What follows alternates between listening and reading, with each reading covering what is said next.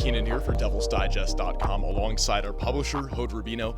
Arizona State has completed its first 2 weeks of non-conference play, and they've entered it or come out of it 2-0 with an AP Top 25 ranking. And in their first road match, they'll face another AP Top 25 team, the BYU Cougars. They'll head out to Provo, Utah. And Hod, my first question for you is about Provo, Utah. This is a place where football is sacred and BYU football is sacred. It's going to be a hostile environment. We know that. And I understand it's a stretch, but is there any chance that the veteran experience on this team can maybe help to that? Yeah, I think it has to, Zach, really, because after all, this is not a team that's really wet behind the ears, especially when you look at the defense. And I know it's been since 2019 where players like Jaden Daniels, for example, played in front of a crowd, let alone a rowdy crowd. But really, when you look at the makeup of this Sun Devil team, besides the wide receivers and running backs, for the most part, I think everybody here has that been there, done that aspects, that playing in front of crowds, playing in front of rowdy crowds. And you're right, it's definitely going to be a very charged environment in Provo because they did just last week beat their rival University of Utah, a team that obviously ASU is very familiar with, and they beat them after losing 9 straight. Yes, it did cause the crowd to flood the field, something we haven't seen in a little while over here, just anywhere. And I think that they have to be guarded, them being BYU, for not crossing that fine line between confidence and cockiness, because they can look at this ASU team and say, oh, wow, here we are playing another Pac-12 South team that's ranked, just like Utah last week, so we're probably expecting the same results. So I'm really curious to see if, as much as the players and the coaches in Provo are talking about guarding against an emotional letdown, as we know, sometimes it's much easier said than done. So I think that's something that, when you look at the hype right now that Provo is experiencing, I think it really can be a double-edged sword. And if you're an ASU fan, you hope that's going to be the case. But going back to ASU, I really think that there is enough veteran element on this team, if you will, to really guard in light of what should be a very, very boisterous crowd. And I think, Zach, when we look back at the end of the season, we might actually look at this BYU game and say this was actually the rowdiest game that ASU encountered all year. I truly believe that may be the case. It should be a great environment. If you're an ASU player, this is exactly the reason why you sign up to play college football.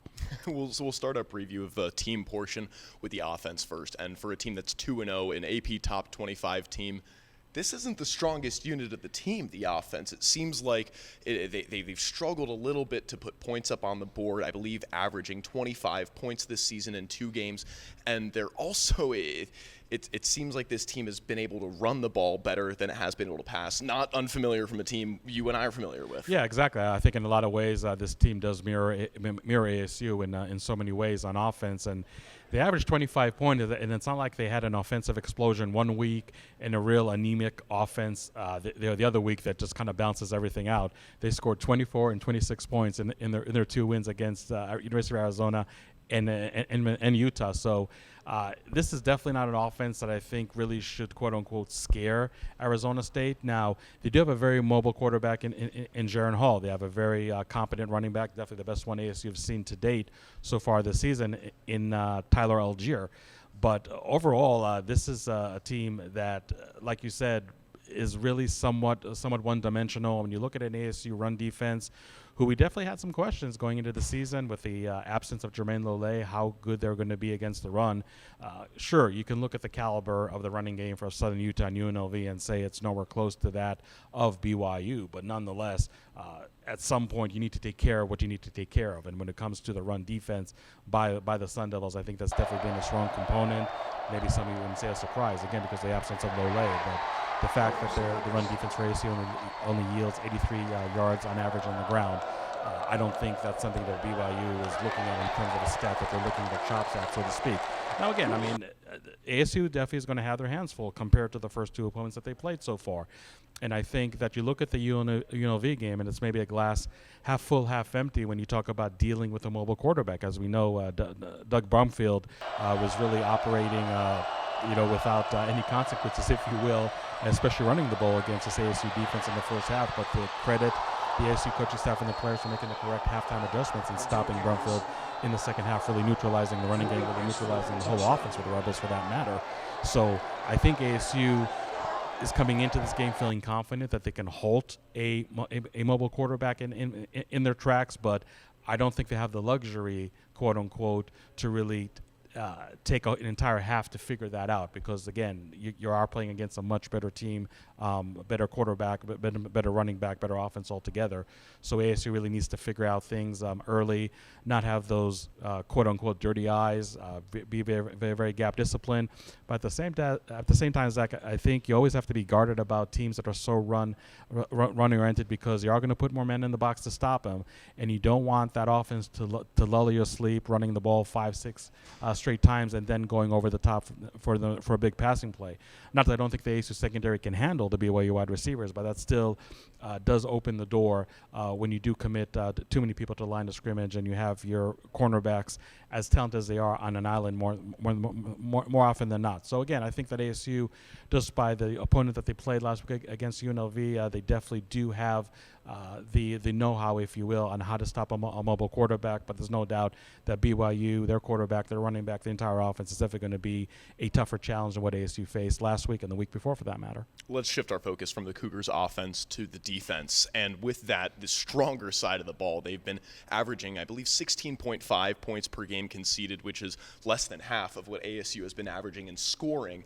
And on the defense, they also have some, it seems, bend maybe, but not break attributes. For instance, they're averaging, I believe, just under 250 yards passing in the air, which is something that ASU could probably work on this week.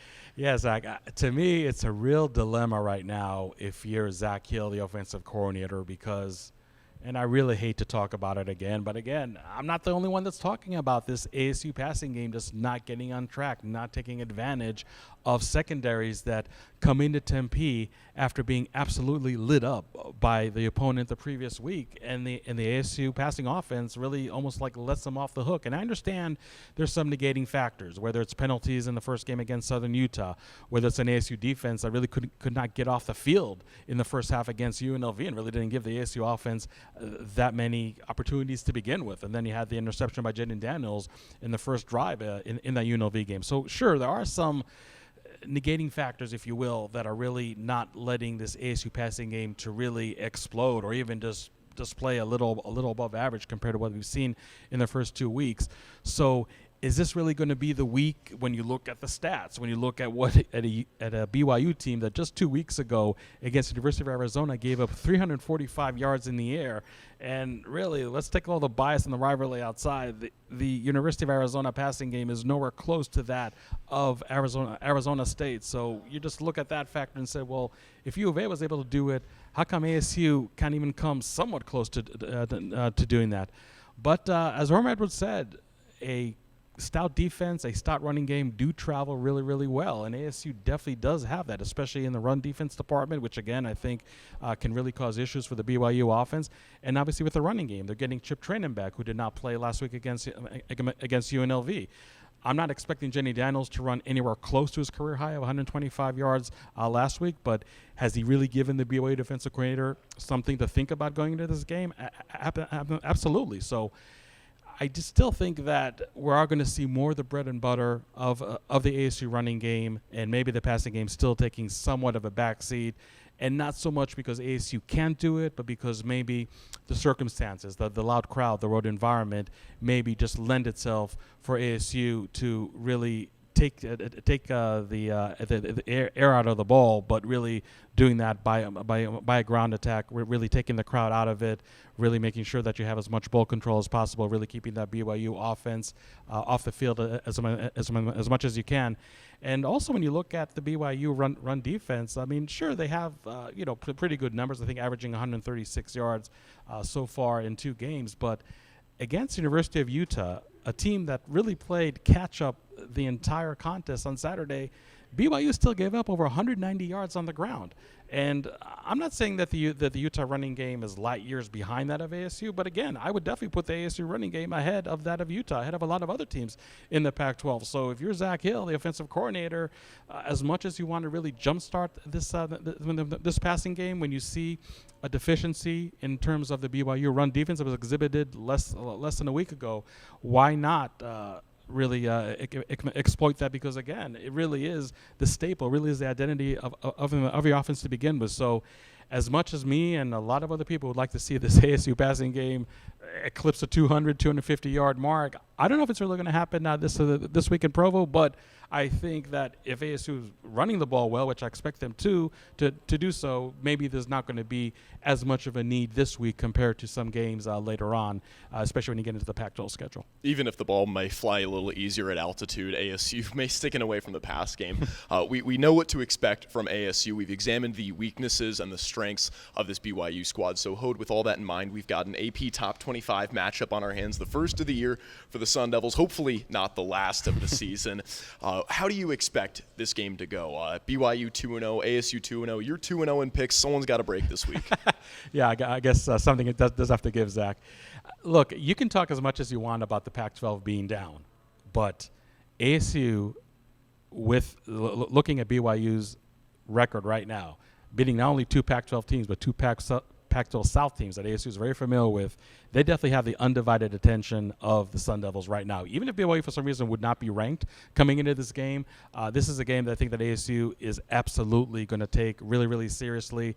It's funny because when I talk to people that have really intimate knowledge of this BYU football program, and I talk to them in the offseason, they really expected this team to take a huge step back. And they said, aside from quarterback Zach Wilson, who was drafted in the first round by the New York Jets earlier this year, that BYU really lost a lot of other talent aside from that. And so far, you look at a 2-0 record, starting out with not an easy schedule at all. Again, you can talk about a down year for the Pac-12, but there are a lot of other teams right now in the top 25 with a 2-0 mark that don't have as impressive as a record in terms of the caliber of opponents that they played when you compare them to the BYU. So this is definitely going to be a much tougher game than I did expect. But I also think that ASU having us against the world mentality because of everything that's going on off the field right now, and I'm sure they're going to be asked some questions from the BYU media or other media as we lead up to this game, really would like to make a statement of their own. I mean, yes, ASU right now is a favorite, not a huge favorite, but I still think that they feel that maybe they're coming in as an underdog over here and knowing that BYU, again, is it confidence or is it cockiness? Because they can say, ho-hum, we have another Pac-12 South team that's ranked in the top 25 and we get them at home, so why not do to them what we did last week to Utah? But I think that ultimately this comes to the both run defenses and both the ball control that both teams can exhibit. I don't know if ASU has a country mile advantage over BYU, but I think that the advantage that they do have over the Cougars is sizable enough to really tilt this game in their favor. I'm not expecting a shootout. ASU did score over 30 points against two lesser caliber opponents, and we know that BYU is not a team that's going to light up the scoreboard anyway. So it's really going to be somewhat of a nip and tuck game, maybe a game that actually ends up being quicker, just because I think both teams are really going to want to pound the ball early and often.